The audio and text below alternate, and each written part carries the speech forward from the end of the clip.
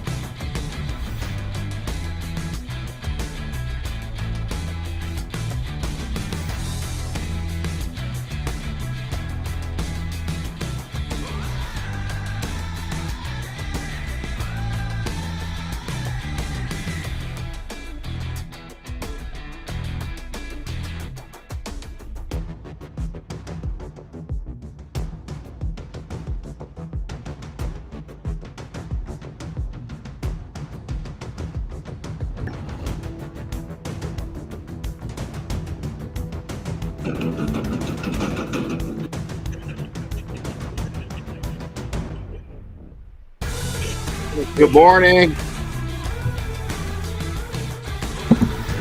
Can you hear me? Yeah. You hear me? Good. Yep. Yay, we're here. Sounds good. Yeah. So we're going to introduce the guys and go through. I got my notes up. I'll have to come on back here and say hi to everybody. You're going to do it with your, say there's two. There's the detailer me, and then there's super me. Super the one me. that, yeah, there's the one that the wife fell in love with, and then the one that the wife fell in love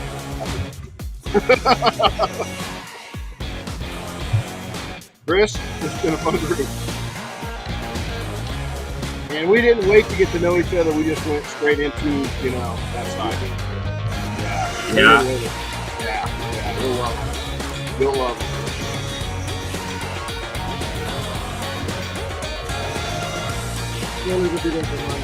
Yeah, you're open-minded. That's exactly. They're open-minded. Open-minded. I don't know what that means, but that's it. I mean, you don't know if you like it. Maybe twice. Maybe twice. But the problem is if you like it. Yeah, then you're in trouble. Yeah, then you're in trouble. Yeah, exactly. Just fantasize. Keep it quiet.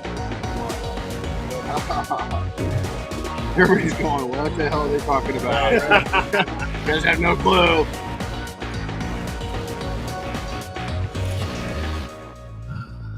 Let's see. You guys see my shirt?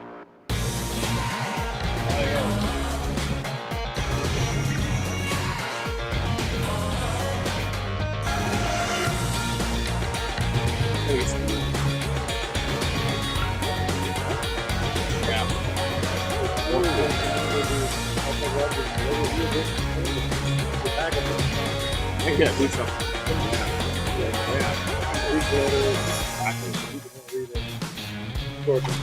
Here we go. Second.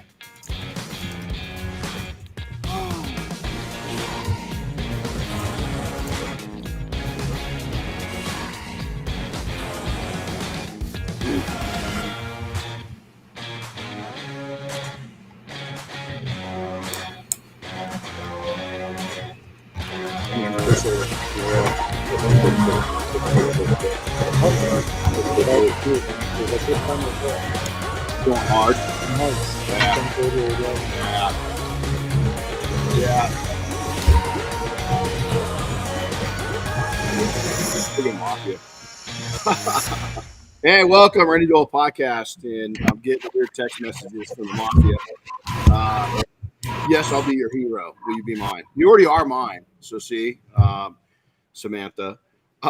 So, hey, good morning, everybody. So today we've got a lot going on. We're going to talk about sales cycles, but a lot more than just what a sales cycle is why you don't want to get caught up in the talk. We got some background noise, Chris. Can you hear that? What kind of noise? He's up there when it disappeared. So yeah, it just sounded like interference or something. It might have been my shades closing. Oh, that was probably it. Yeah, it's probably it. Yeah, because you're too cool to sit in the sun, right? Well, it's like either too dark in here in the mornings, or if I open the shades, it's way too bright. There's no good in between. Yeah, absolutely. Well, you got to watch the sun. I'm like a glass of milk with hair. It's like you can see halfway up my shirt. I got the bright sunline going on here. Ah, there you go. So we had a headlight restoration event last Thursday down at Uber Detail. That was really, really fun. It was fun to see the pros and some new people, some experienced people just getting into it, people with 20 years experience just coming together and learning.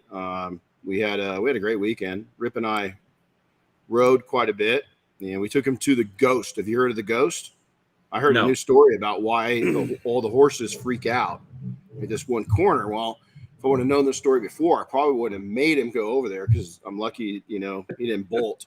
But apparently, the owners of the property, this one corner, the story I heard was that there's been a horse buried over there, and that's not what it was.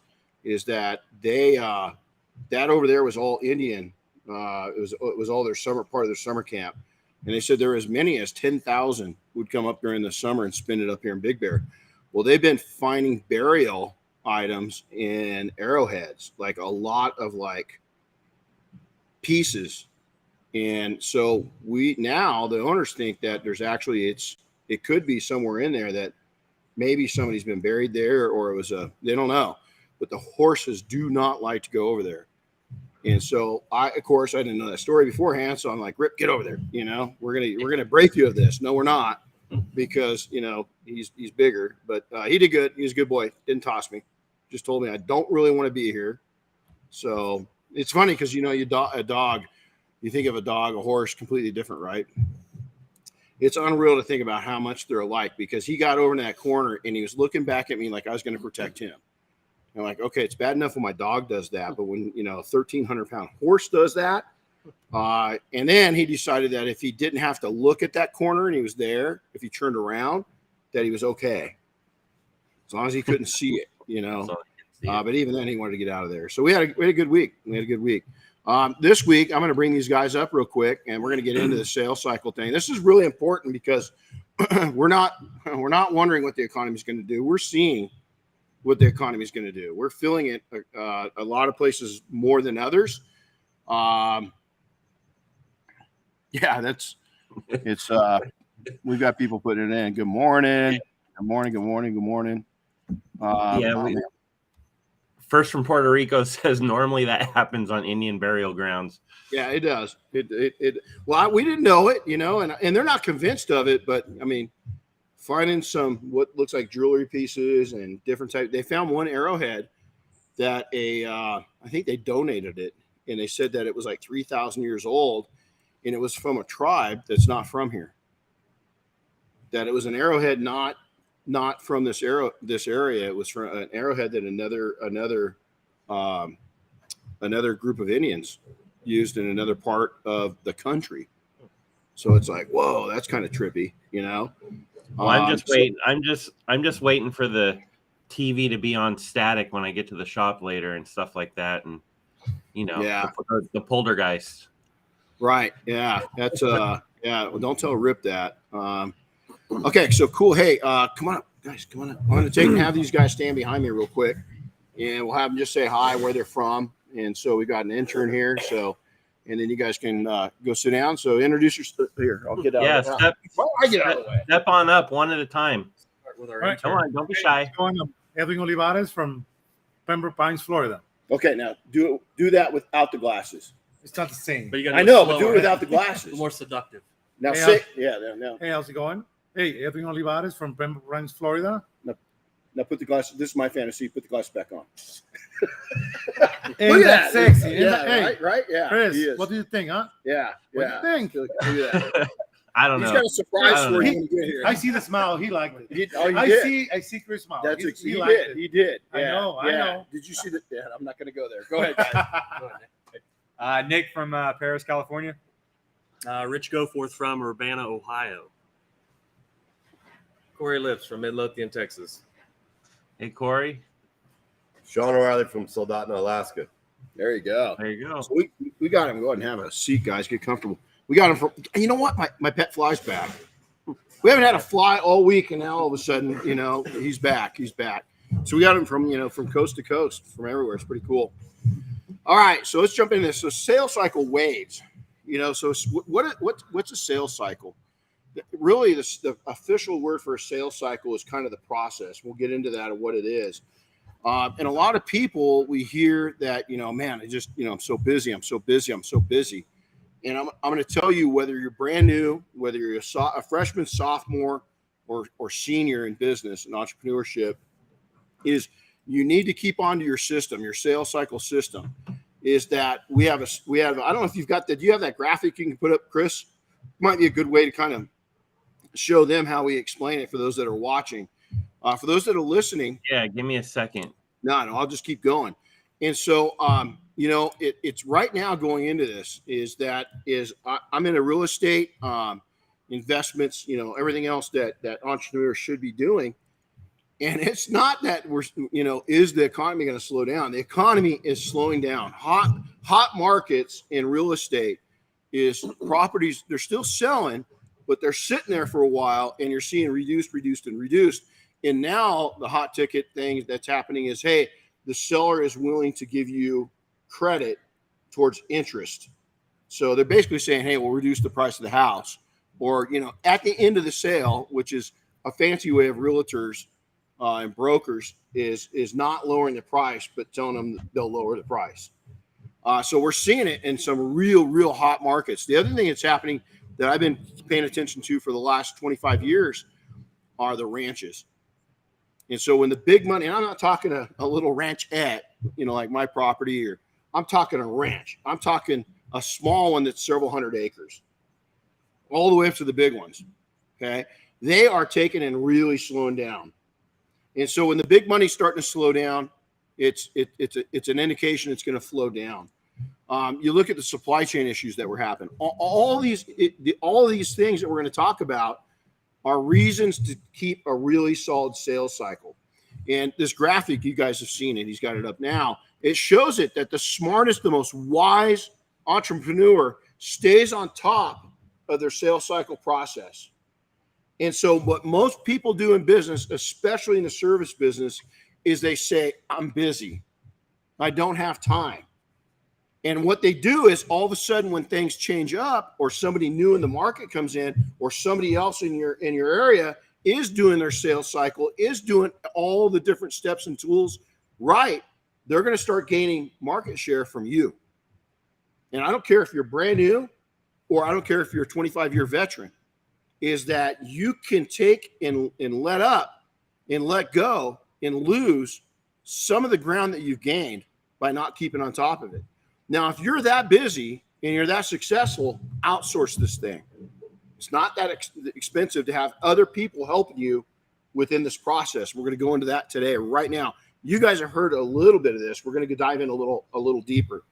And so on this graphic, it shows this massive wave, right? And the wisest are up here on top, and they just keep at it. They're not quite at the top, but they're doing their sales cycle at about 80, 85%, maybe even 90%. They just keep there. Okay. We're going to talk about what that allows you to do. The smartest people, they stay active in it, but they're constantly almost going down into the white water of the wave. They're just keeping themselves just above it. Okay. That's better than not doing it. But here's where most people get, is the waves crashing in on them. Is they've got these huge mountaintops they get up to. And I'm going to give you a perfect analogy here in a second. And then all of a sudden, they're the hottest thing since sliced bread, and then the floor falls out, and they have no business or a little business, and now they're stressing, they're hustling to try to get business. And the other thing that happens is, as you progressively grow, even if you are at that top level and you don't have time for marketing, what's happening is you're not giving more value to yourself. You're going to still be working at the same hard level while not increasing your value or your income. Our goal, I don't care who's listening to this, is you need to take and get to the point where you're charging a little more. You've got your SOPs figured out. You've got your market figured out of what they're really buying. Most importantly, you got figured out what you like to sell and like what you like to do. And you're making more at those services and working less to do it. That's the goal right there. And I'm telling you right now, we are plagued in this industry of, I'm going to grind it out. I love what I do. I don't mind working on Christmas Day while my kids are unwrapping presents. I don't mind working at midnight, 1 a.m, and showing all of Facebook and Instagram and TikTok that I'm up at 1 a.m. working. Okay, been there, done that on occasion, even when I was new. Refused. I punished myself enough. I didn't do that, and I'm still a little broke. And I don't talk financially, I'm talking mentally. It got to me.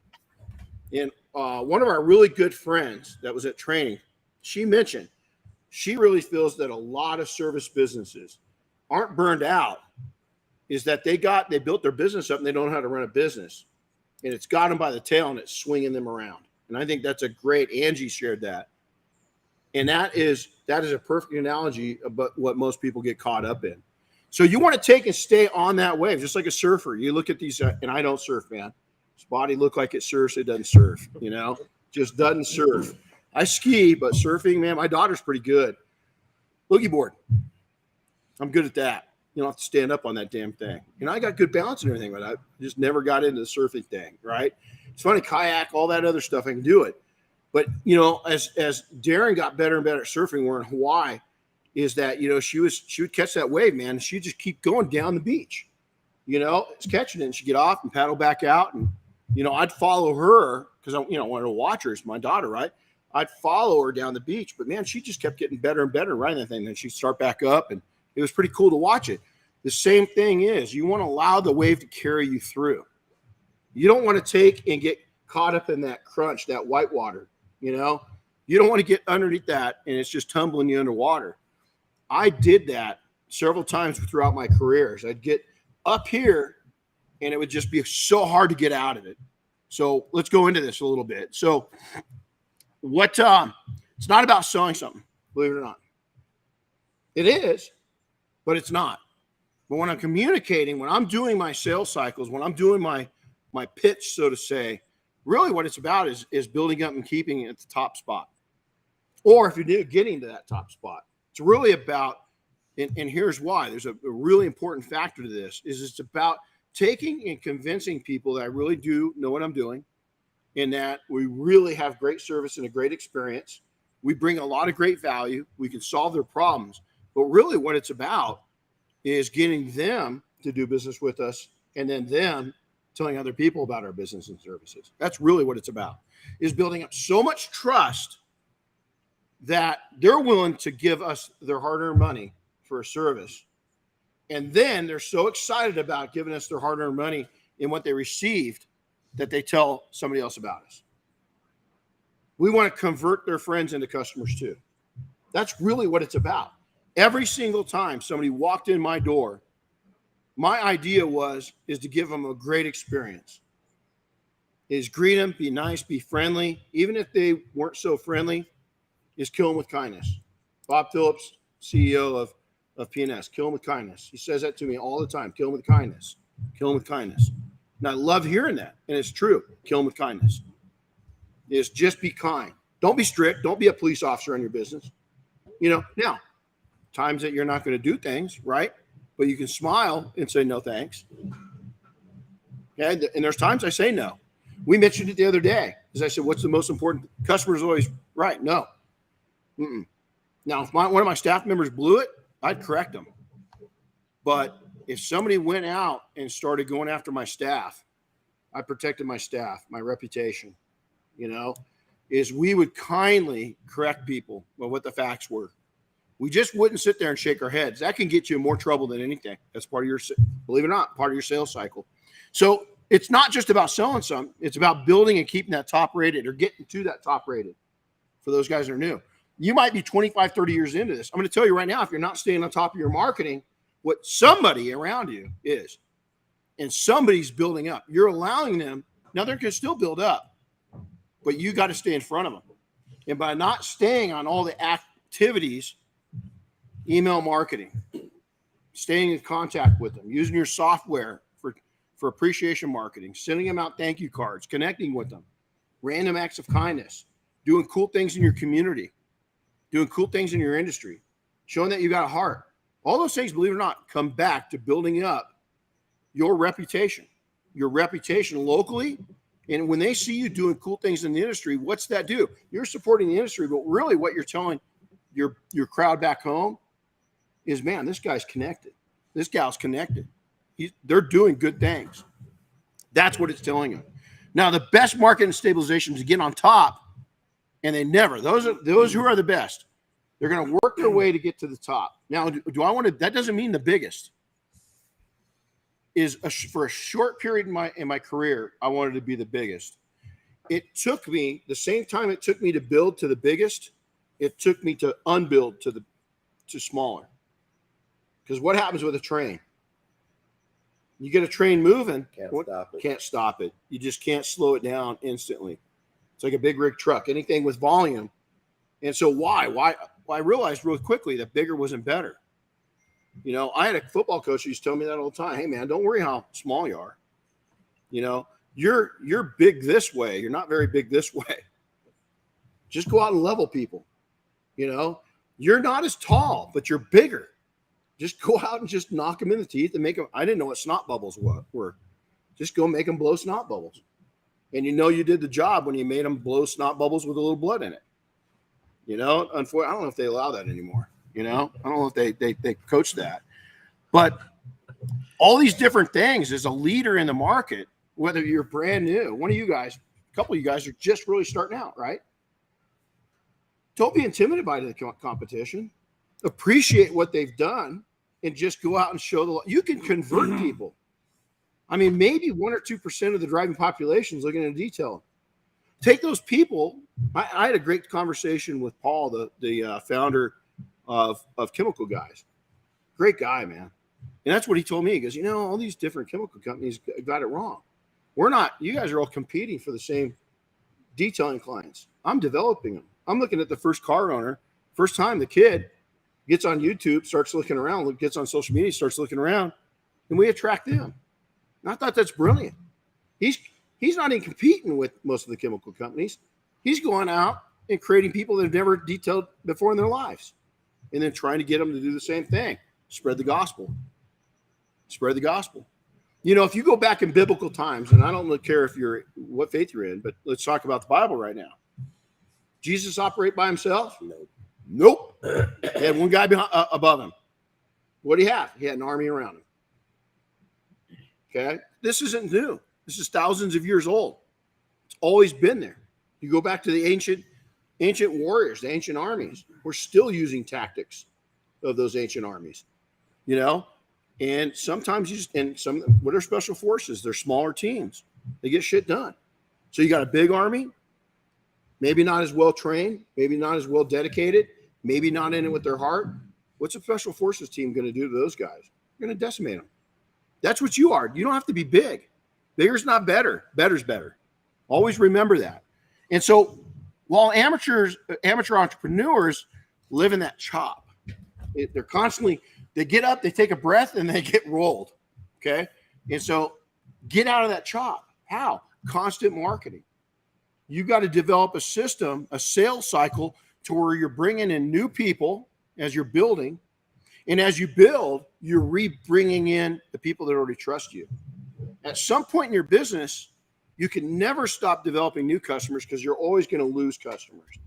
But it's instantly in our business, once you became a customer, the most important thing for us to do was not to bring in a different customer.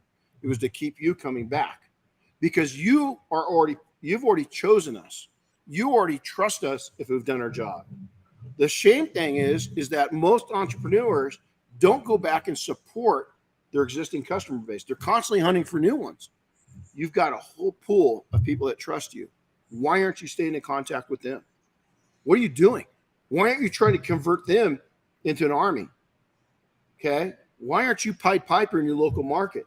Stop putting shit out there to detailing forums, about how great you are, and start putting it out to the community you live in and showing them and educating them. Don't talk detail talk. Talk plain language and tell people the story on the car you're working on. How many times, even as a new person, how many opportunities do you have to tell a story? Every time you work on something, there's a story on the inside, there's a story on the outside, there's a story on the engine, there's a story on the wheels, there's a story on the tires, there's a story on the glass. All those stories. These vehicles have a lot of things in common. 4 wheels and tires. Got a windshield, most of them. Got a back window, most of them. Got side windows, most of them. Got paint, most of them. Got an engine, most of them. You got stories galore. Tell the story. Especially if it's a passion brand. Especially if it's something, Mini Coopers, Camaros, Teslas, just there's so many stories to tell on that unique car. Here's the other thing. If you get somebody that's talkative, you've got an outgoing customer, have them tell the story about their car and what you just did to it. Let them sell you. A lot of people don't utilize that. Too nervous. I don't get in and push you. I say, man, I'd love for you. Any chance I can get you to do a testimonial video? Love to get you in your car and just tell us about your car, especially if that's a classic car, or if it's their dream Porsche they bought, or their we said this earlier, they got their new members only jacket on in front of their Corvette. We're going to go there, right? The new generation of Corvette owners are not that, but even if they are, Corvette people, I'm telling you, is they're passionate about their cars. Share that passion, get in there, learn about them, right? Do all that. So here's the cycles and what they are, okay, is the climb up. I'm going to relate this back to a roller coaster. Is you get on the roller coaster, you set in, you put your seatbelt on. That's what business is. I told my wife within 2 months of meeting her, is that, listen, man, I'm head over heels about you, but you need to know something. I'm a habitual entrepreneur. I'm climbing right now. I'm young, I'm climbing. There's going to be a couple falls. Just prepare yourself, because I'm a smart entrepreneur, but I'm not wise yet. And so it's going to take me, a decade to get wise. And I'm hanging out with all the right people. I'm getting the right input, but I'm still young, But I promise you this, we'll build a future. We'll build a life. We'll do all these things. Because I knew it was going to be a roller coaster. So as you're going up that roller coaster, what is it? It's that chain pulling you up, right? You can hear it. And it's rough. That's what your climb up is. It's rough. It's fun. You're excited. You're thinking, wow, when are we going to reach the top? Isn't that what entrepreneurship is? Isn't that what life is? Then you get up there, and all of a sudden it's your front car. You see a little air for a second. You're like, woo, I got up here. Then all of a sudden you crest and you start building momentum. The reason why you crest is you hit that top, because most of us make the mistake is we climb, we get all that clutter and all that noise, all that excitement, the anticipation, and then we start a free fall because we didn't market on our way up. We're just taking business as we got it. We're doing a little trickle marketing. And then all of a sudden, the good thing is, though, what happens with that roller coaster when you get that first free fall? It's building up momentum. It's okay, because you just got a lot of experience on that climb up. And even now, you know what it is to come down. Get that momentum going again and kickstart your marketing and stay on your marketing. Because here's why. Once you get those falls, all of us have it. Now, there's some listening right now, and there's some people in the industry that haven't had that fall yet. Let me tell you, it's been a milk and honey 10 years. Milk and honey. I have never seen a period in entrepreneurship in my lifetime, and I've got 40 plus years as an entrepreneur. I've never seen an easier time to build a business. And there's still people failing. That's just it. And I'm not downing anybody that has, because it's tough, that climb. It's scary. It's tough. It's expensive. And most people fail because they just don't, A, they underestimated what it was going to take. And B, they don't have the smarts or the life experiences yet to make it happen. And so that's why they fail. But here's the good news on that roller coaster is that initial push got you a lot of experience. Now you've got momentum going, and guess what happened? You come down that first time, the strongest entrepreneurs is they're going to catch momentum. And as they hit the corners, is they're going to keep going with that momentum. Now, some of us are on a mini roller coaster. It just goes up and down and it ends. Repeat. You just keep going back up there, and you keep right at the end. They don't have to put the brakes on. You just kind of coast in and run out of momentum.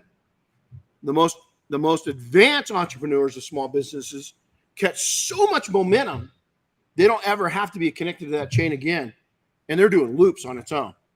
They're just going through and going upside down, and woo, they're right back out. Those upside down periods are scarier than shit because that's growth. And you'll slow back down. Again, you'll hit that top, but all of a sudden, that momentum carries through. You hit that downhill again. Woo, it just sends you into orbit. You got to hold on and get ready. But you can do that over and over again. There's always going to be valleys. Your idea is, here's what most entrepreneurs do. They climb that Mountain Everest. They come back down and hit sea level. Then they're climbing back up Everest. Eventually, what you wanted to do is be little hills and valleys. Some of those hills and valleys, some of those valleys are called vacations. Some of those valleys are called time off. Some of those valleys, as we witnessed just 5-6 weeks ago, are family events. Not good. Got a lot of friends that are listening to this that I'm involved in that thank God they had momentum going because they faced serious family losses, serious family illnesses, and you've got to have enough. That's going to happen in life, man. It's going to happen. I don't care how old or how young you are. You're going to face those things. And if you build a strong business, the business will get you through.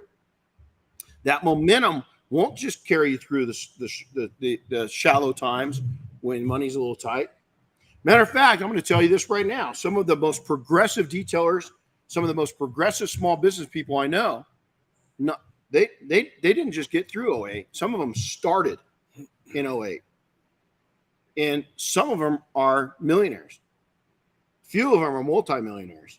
And they started during one of the toughest economic times. Why? Is they started this whole sales cycle program and they didn't stop. I have one in mind, won't name them.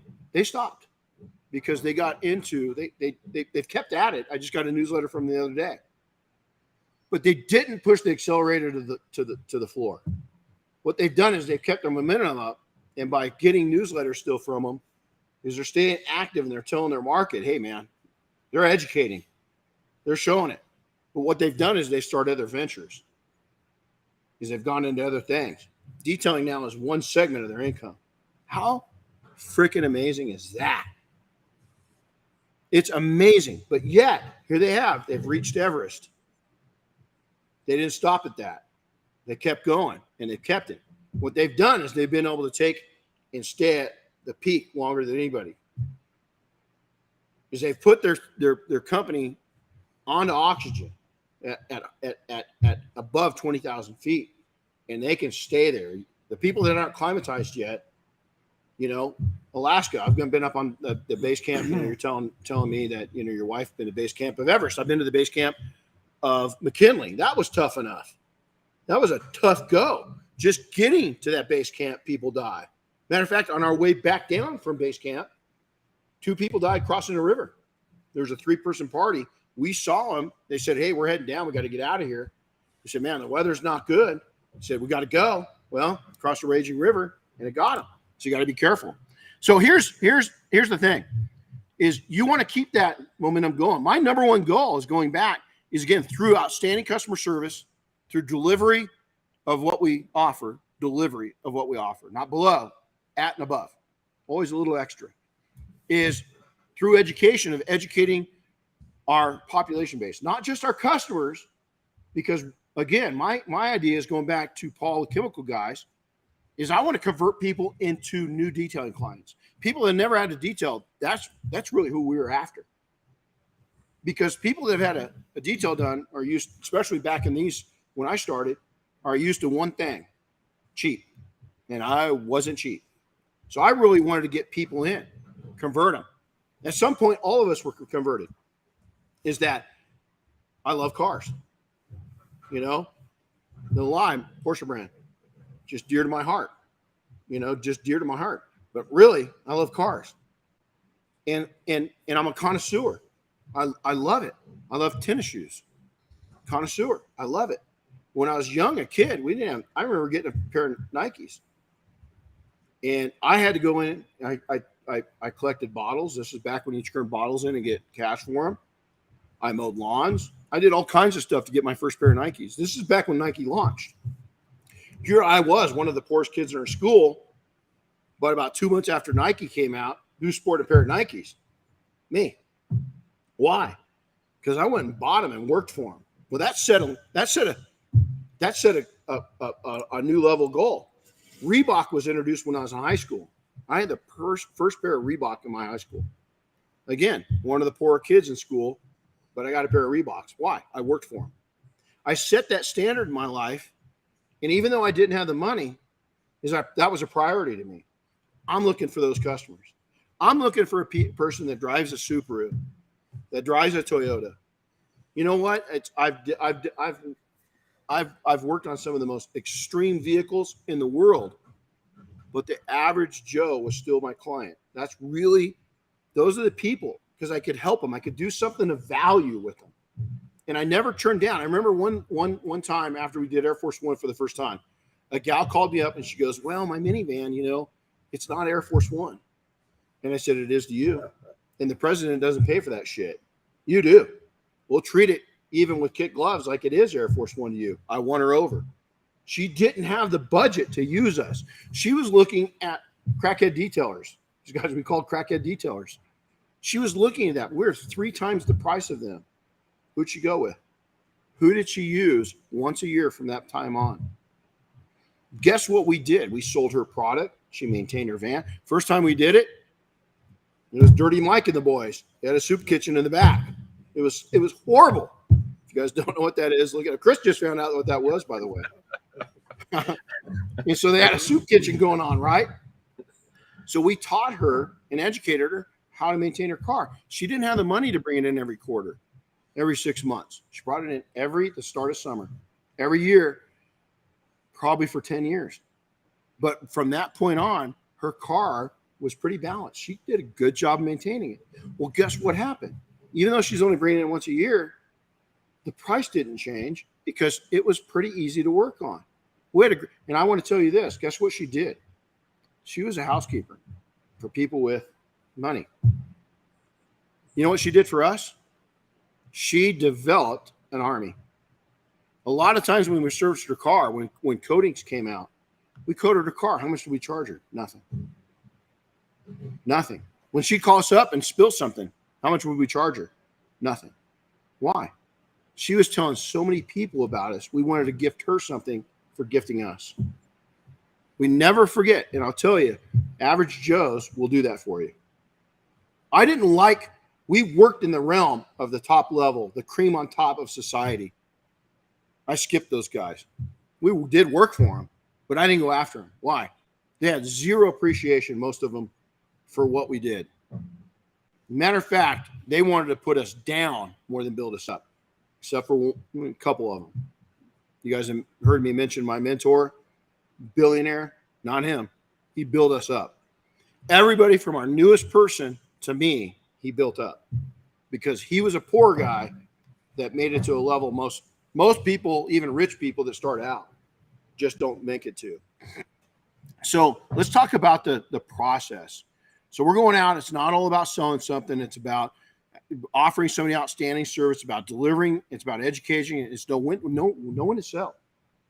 Shut your mouth and know when to start selling. Most of the time you won't have to sell. You'll have to educate. Selling, you already did it by educating, by keeping in contact, by them getting your newsletter, by you doing reach out videos and educating them on those wheels, on what you put on the tires, is why you take and put a protection down on the inside of coating, what Alcantara truly is and isn't, all these different things. And you just had somebody go to the Richard's training, right? So we learned a lot just a couple weeks ago, about leather. And I'm a leather repair technician. I learned 3 new things that I never knew about leather. And I learned from the best until I met Richard. And I think it's probably one step above that, right? Pretty badass. Very meek guy, very humble, but says it like it is. Is our process to let them see you Let them sell themselves. Let them hear you. Let them sell themselves. Let them listen to you. Let them sell themselves. Connect with them. Now, from there, the process is dream it, vision, plan it, execute. That's been my saying since I was a young, maybe 20 or 21. I've used that dream, vision, plan, execute. It's my entire life, everything I've done in my life, everything. The minimalist thing I do in my life is dream it, vision, plan it, execute. Now, it drives a lot of people crazy. And here's why. Because most people don't do that. That's why most people don't succeed at what they're doing. Or they get trapped into a job. Or they keep their small business barely making it because they can't dream it and they can't vision it. I've told this a million times. I'm criticized for having a trillion dreams. And so many ideas I don't act on. Stand by. 2023, I'm going to have double what I did in 2022. My mind gets more creative and more thirsty for stuff every freaking month. Last night I'm working on this. I'm doing the notes. And all of a sudden doing that, I came up with 3 or 4 things, ideas to help you guys that are here training, the mafia, the group, the industry. And I made a whole nother note page from this of how he can do that. It never stops. It never ends. I can't get enough. And so engage. So once you do that dream, vision, plan, execute, you got to engage. You got to engage your public. You got to engage your market. You got to engage yourself. You got to engage your spouse. You got to engage your family. Even your kids need to know that dream, vision, plan, execute. Everybody needs to. Are they going to understand it? Probably not. Are they going to think you're crazy? Probably. But they got to buy into it if you're going to be successful. Now, Diane doesn't buy into all my ideas. Chris doesn't either. Okay? Sometimes the ones I got to let them go. But other ones I won't let go. I believe in it. I want to do it. And then sometimes I get into it and it's like, yeah, that wasn't good. But some of them are. Some of them, everything thinks I'm completely nuts. Most time I am. But every once in a while, we come up with one that's like, oh shit, that worked. And then there's a brand right behind you, Double Black. People thought we were crazy. Next one, scout, track, profile, and hunt. Let's go off of that, military. Okay. We're going to scout. We're going to do our recon. We're going to gather intelligence. We're going to track our customers. Okay. And then we're going to hunt the pack. Where are they hanging out with? Who are they hanging out with? What are their habits? Because what is the old saying? Birds of a feather, right? I don't look for a customer. I look for a pack of customers. There's the difference on why we succeeded over our competition. That's where we've gotten. We didn't look for an individual. Most wolves, if wolves go out on their own, what are they? They lost their pack. Yeah. They got thrown out. Okay, they're looking for a new pack, or they're sick. I'm looking for the whole pack. I want to find the whole pack, what they're doing, and I want to show them my elk carcass, so to say. Okay, I want to get them buying in to the feed I'm putting down. Okay, now I target, I qualify. Some would call it's a bad word in today's society because it's misused. Profile. I profile my customer base. What am I looking for? But here's the thing I've learned is everybody that calls in, you give them your menu. That's why it's so important to have a small menu, because I have underestimated people many times in my career and didn't give them a whole menu. And they told me, God, if I would have known about that service, I would have bought that one. Oh, ugh. I feel stupid. Because now at that point, we both know I profiled them. Okay? One of them was one of the guys that really got me my start. If I would have gone with my first thought, this guy doesn't have 2 dimes, I wouldn't have worked on his McLaren. I wouldn't have worked on his F40, and I wouldn't have worked on his F50 Ferraris. Because he looked like he had 4 cents to his name. And he did it on purpose. That was him. He was a long hair, ranch kind of guy, loved horses, had a shitload of money. His old barn, when we pulled up, was like, oh my God, I'm going to go in there and this is going to be Mater from Cars, parked inside here. It wasn't Mater. It was some very valuable cars. You're going to educate them in plain language. You're going to educate your market daily. Why am I doing this? This is why you're going to talk in their language. This is the things.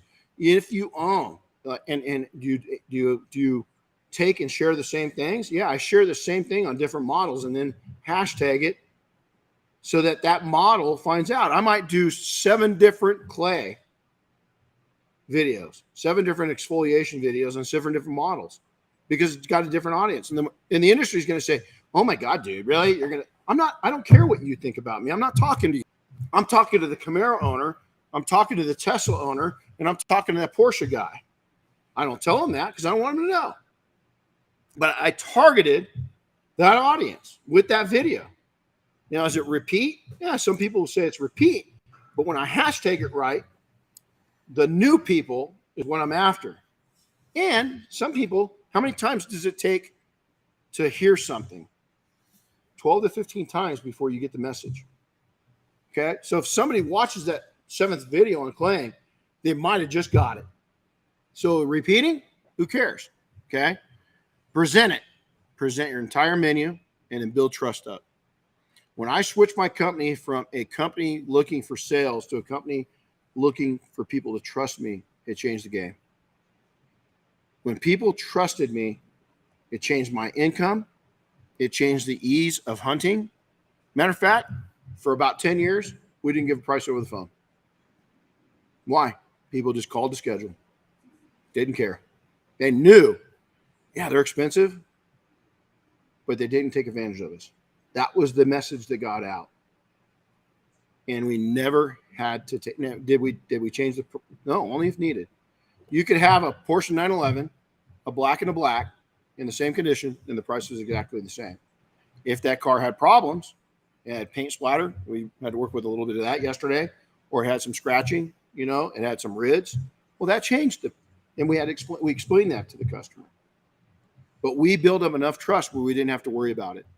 So here we go. It doesn't matter where you're at in your business. If you don't keep on top of your sales cycle and you allow yourself to hit that bottom whitewater and start going under, you're in trouble.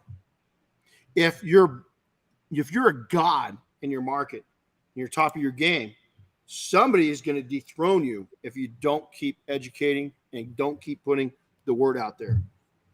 Also, at some point, is you're not going to be able to take and make more doing less.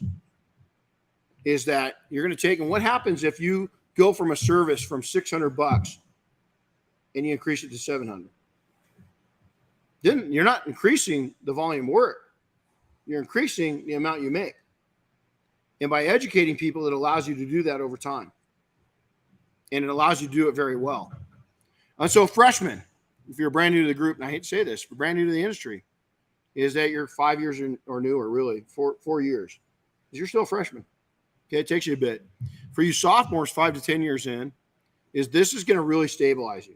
Taking and having your process and your sales cycle constantly repeating itself and going out and marketing, sending messages out. It's not necessarily a sales pitch. Again, base it off of education. Base it off of one-on-one honesty. Base it off of just you love what you do. You love your company. You love your industry. You love your community. And you're giving back to all of them while you're putting a few bucks in your pocket. If you have that mentality, your growth is unlimited because people will pick up on your relaxed state of mind and that you don't need the sale. You want the sale. You don't need their money, is that you want to earn their money. Honestly and through quality. There's the difference. I have no problem telling people, Jim Gogan, my buddy, says it best. Somebody will come back and say, wow, you're expensive. Say, you know what? Yes, sir, I am. We're trained and certified. It's really important in our industry. A lot of people don't. They can screw up a modern day car so quickly. We've got great insurance. Not B or C rated insurance. We've got great A quality insurance. So if something does go wrong, you're not by yourself. I am part of this community. I invest back in this community. My kids are in Little League. I support nonprofits. I do all these different things. I pay my taxes.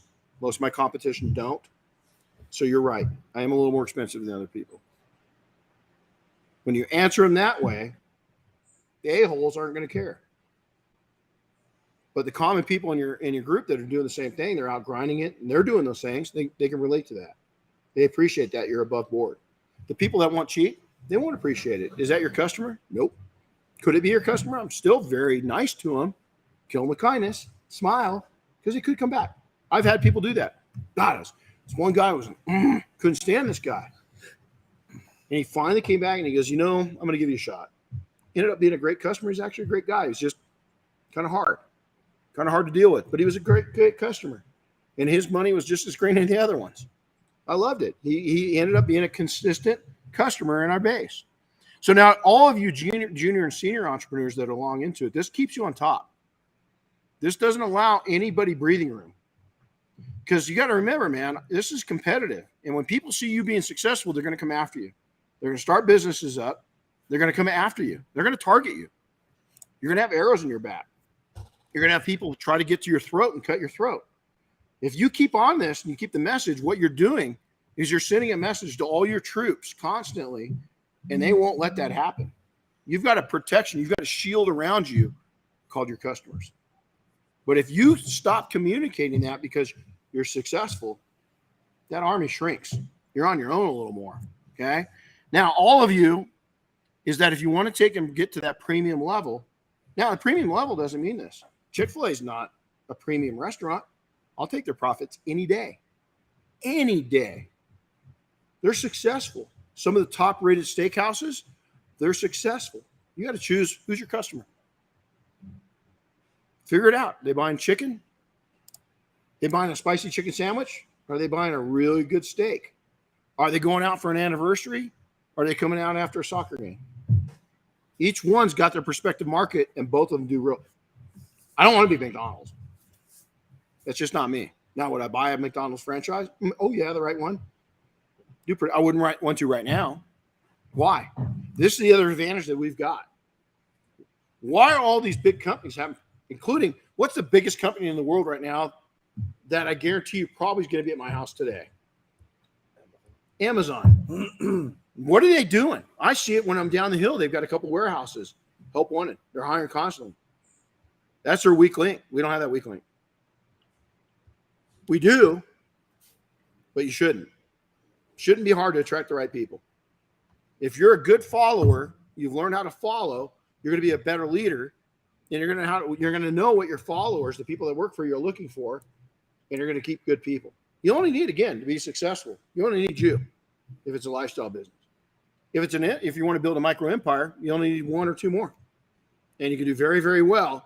And over the next 20, 30 years, you're going to build up a net worth of well over $1 million.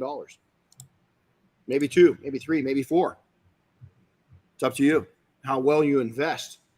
All that's part of it. You want to buy a second home? I don't want a bigger home. I want a second one. We're talking about Indians letter. I want a summer camp and a winter camp. That's my goal. Always, it has been for 20 years. And I know a lot of people that in our industry that have that already. It's killer. It's awesome that they're doing it. So here's the takeaways. I'm busy. Too busy to market. Let me ask you this. Are you too busy to keep on top of the mind in your market? You've taken all this time. You're king of your empire. Are you too busy to stay there? Because if you are, I'm going to tell you right now, your company's going to start losing it. You're going to lose market share. Now, maybe you don't care. Maybe you're working your way out of the business. Maybe you've got another business and this one's not as important. Good for you. Great position to be in. But if you're not, you got to stay there. Because here's why. If you reach the top, your company's got value. What are you going to do with that? Is it a legacy company they're going to hand over to your kids, grandkid, your employees? There's some tax benefits to selling it to your employees. If all of a sudden you don't go and you're not firing off on all cylinders, you're depleting the value of your company. What are you doing that for? You shouldn't. You've got a sellable company. Are you too busy to add more value to your reputation? Well, that just added more value to the value of your company. You're not too busy. You shouldn't be. Are you too busy to stay ahead of for years to come? To stay busy? To have your schedule right where you want it?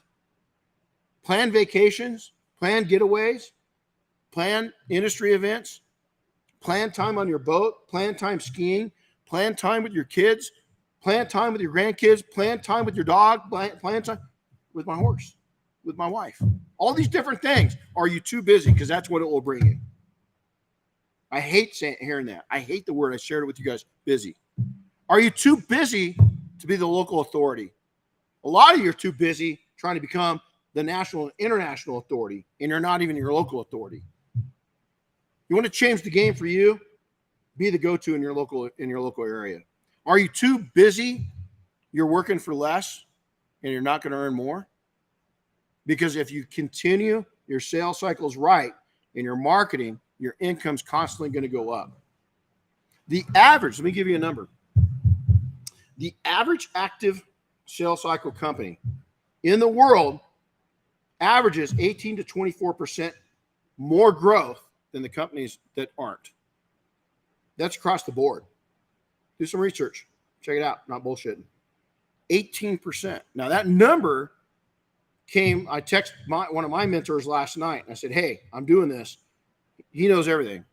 This guy's he's a billionaire, self-made billionaire. And I said, hey, I'm doing this. You got any numbers on this? And I'm not kidding you. And he's not even active in his business, but his mind is. He's 80-something years old.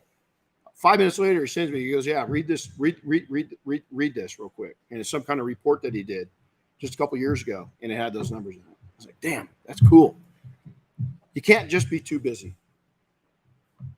You've got to be willing to always keep your sales cycle going and the marketing continuing. And it's got to be a system and process. For the Mafia, it's called an hour a day. We got a whole layout. You guys have received about half of it so far. You get the rest of it by Friday. So with that, I hope that everybody engages. I hope that your sales cycle, it makes more sense. There's nobody listening right now, whether you're 16 years old or 106 years old, that shouldn't keep their sales cycles going. You got to keep that SOP going, and you got to keep the engagement going. So Chris, you got anything to add to that? Oh, he's muted. Can't hear him. There he goes. Oop. There, better? Yeah, that's better. My dogs were barking. Sorry. But no, I think you covered it. You know, I'm good. Okay. So, well, hey, everybody, thanks a lot we're going to get these guys busy. They've got a busy day, a real busy day, and really appreciate it. Oh, thanks. Thanks, Terry. Appreciate it. you had a lot of good comments going on throughout. Let's go down. You want to go down through a couple of them? Oh, we certainly can. Richard Hutchins was on listening, and so he enjoyed it. He did mention, well, it's kind of what you just finished up with: endurance, stamina, dedication, and focus. You know, goes along with consistency. So I'm looking at what Josh just said, Josh Campbell, and look at what he just said is, good morning, sir. Wealth of knowledge. This is my 5th year full-time detailing, but I've been in since 2011 and worked 2 jobs until I made this my full-time gig. Good for you. Good for you. You have to, so many great, so much input here, and I appreciate you guys. Hey, Renzo says good luck, guys. He's one of our Mafia members. So, all right, guys. Well, hey, we're going to get busy with these guys and have a wonderful day. We'll be on next week again. And tonight, Mafia, we've got a really special treat for you guys. Some private time with one of the industry giants from not just a product perspective, but from a scientific perspective. So this is going to be a good night for you guys. Good day for you guys and me. All right, Chris. Hey, we'll see you this afternoon, by the way. Yeah, I'll be there at some point. And just for everybody that's still on, next week we are supposed to have Joel LaPalme from IGL on the podcast with us next Wednesday. That's always fun. Joel and I have fun, and we got a lot of the same philosophies because we both came up as entrepreneurs through industry, not just small businesses. And Joe, I'm going to tell you guys, if you're a little sensitive to direct talk, Joe, that's probably not going to be a podcast for you because we're going to go direct pretty hard. If you like it like it is and you want to hear it and you want to grow and you want to make a difference and you want to make money, that's going to be an amazing podcast. I can't wait to get Joel and I always have a good time, and we say it like it is. And he's just a great entrepreneur and great asset to our industry. So, all right, guys. Hey, Chris, we'll see you later this afternoon. Everybody, thanks so much for tuning in. Make sure to stomp on that like button. Make sure to subscribe. As always, anything that you want to hear, you can send it directly to me, Renny@detailingsuccess.com. And we'd love to hear the topics that you want. A lot of these topics come from you guys. So take care, everybody. And Sam, I'll be your hero if you'll continue to be mine. We'll see you later. All right. See you guys.